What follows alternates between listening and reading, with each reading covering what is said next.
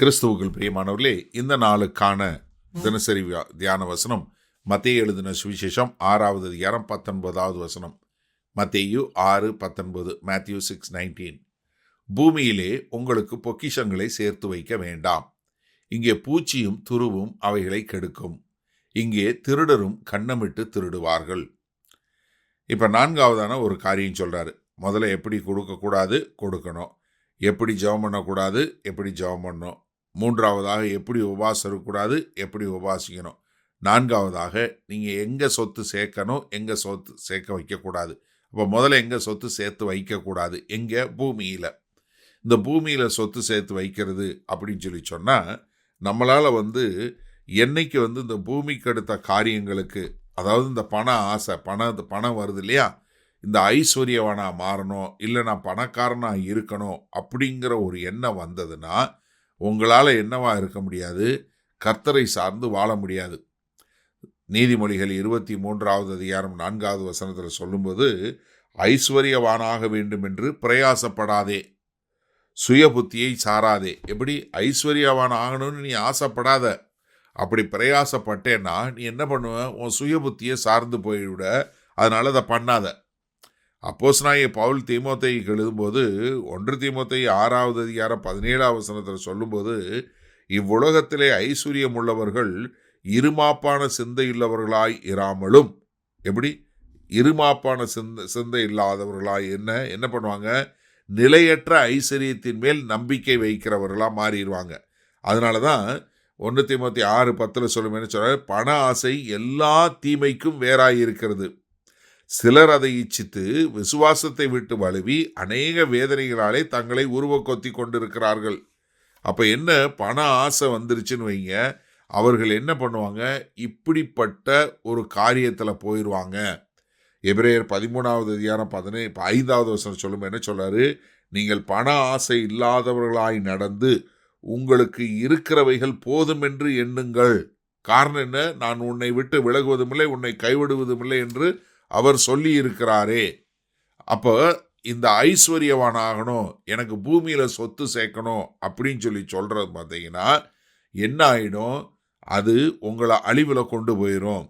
அதனால தான் யாக்கோபு அதை எச்சரிக்கும் போது, யாக்கோபு 5வது அதிகாரம் 1வது வசனத்தில், ஐஸ்வர்யவான்களே கேளுங்கள், உங்கள் மேல் வரும் நிர்பந்தங்களின் நிமித்தம் அலறி அழுங்கள். என்ன காரணம்? உங்கள் ஐஸ்வர்யம் அழிந்து உங்கள் வஸ்திரங்கள் பொட்டரித்து போயின. உங்கள் பொன்னும் வெள்ளியும் துரு பிடித்தது. அவைகளின் துரு உங்களுக்கு விரோதமாய் சாட்சியாய் இருந்து அக்னியை போல் உங்கள் மாம்சத்தை தின்னும் கடைசி நாட்களிலே பொக்கிஷத்தை சேர்த்தீர்கள். அப்போ என்ன? பொக்கிஷம் என்ன ஆகும்? இங்கே இருந்தால் துரு பிடிக்கும். 2வது, திருடர்களும் கன்னமிட்டு திருடுவார்கள். அவங்க பிளான் பண்ணி திருடுவாங்க.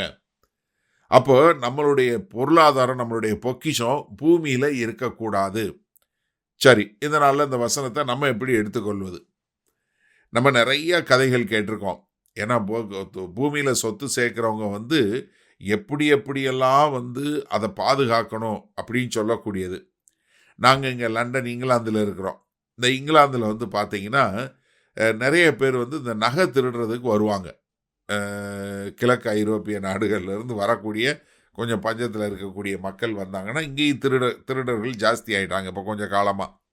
அவங்க என்ன பண்ணுவாங்கன்னா, நீங்கள் ஃபேஸ்புக்கு இதில் எந்த சோஷியல் மீடியாவில் உங்கள் நகையை போட்டுட்டு போகிறீங்களோ அதை உங்கள் வீட்டில் தேடி கண்டுபிடிச்சி எடுக்க வருவாங்க. அவங்க வரும்போது எப்படி வர்றாங்கன்னா, இந்த நவீன நாட்களில் ஒரு சில வீடுகளுக்கு வரும்போது அவங்க அங்கே உள்ளே இருக்கிறதே 1 நிமிஷத்துக்கு கம்மியாக தான் இருக்கிறாங்க. 1 நிமிஷத்தில் எப்படி எடுப்பாங்கன்னா, அவங்க மெட்டல் டிடெக்டரோடு தான் வர்றாங்க. தங்கம் எங்கே இருக்குன்னு காட்டக்கூடிய ஒரு கருவியோடு தான் வர்றாங்க. இப்போ நம்ம மக்கள் ஒரு சிலர் என்ன பண்ணாங்க? முதல்ல பார்த்துட்டு சைடில் ஒளிச்சு வச்சாங்க. அப்புறம் எதில் டாய்லெட் ஃப்ளஷ் டேங்கில் ஒளிச்சு வச்சாங்க. அப்புறம் ஒரு சிலர் மீனுக்குள்ளே போட்டு அந்த மீனை ஃப்ரீசரில் போட்டு வச்சாங்க. இதை எல்லாத்தையும் அவங்க மெட்டல் டிடெக்டர் வச்சு நல்லா பிளான் பண்ணி 1 நிமிஷத்துக்குள்ளே அவங்க வீட்டுக்குள்ளே மொத்தத்தையும் சூறையாடிட்டு போயிடுறாங்க.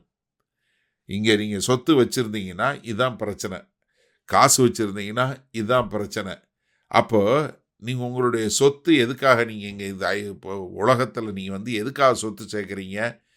ஏன்னா நீங்கள் கர்த்தரை விசுவாசிக்காதனால தான். நீங்கள் கர்த்தருக்கென்று வாழும்போது கர்த்தர் உங்களை விட்டு நான் விலகுவதும் இல்லை, உன்னை கைவிடுவதும் இல்லைன்னு சொல்லி இருக்கிறாரே. அப்போ நம்ம கர்த்தரை நம்பி வாழுகிறோமா? அதாவது நம்மளுடைய அத்தியாவசியத்தை, அவசர தேவைகளுக்கு கொஞ்சம் பணம் சேர்த்து சேமித்து வைக்கிறதுல எந்த தவறும் கிடையாது. ஆனால் நம்ம என்ன பண்ணக்கூடாது, நம்முடைய பொக்கிஷமாக அது மாறக்கூடாது. நம்முடைய இருதயம் அதன் மேலே முழுமையாக போகாதபடிக்கு கர்த்தரை நம்பி வாழ கற்றுக்கொள்ளணும்.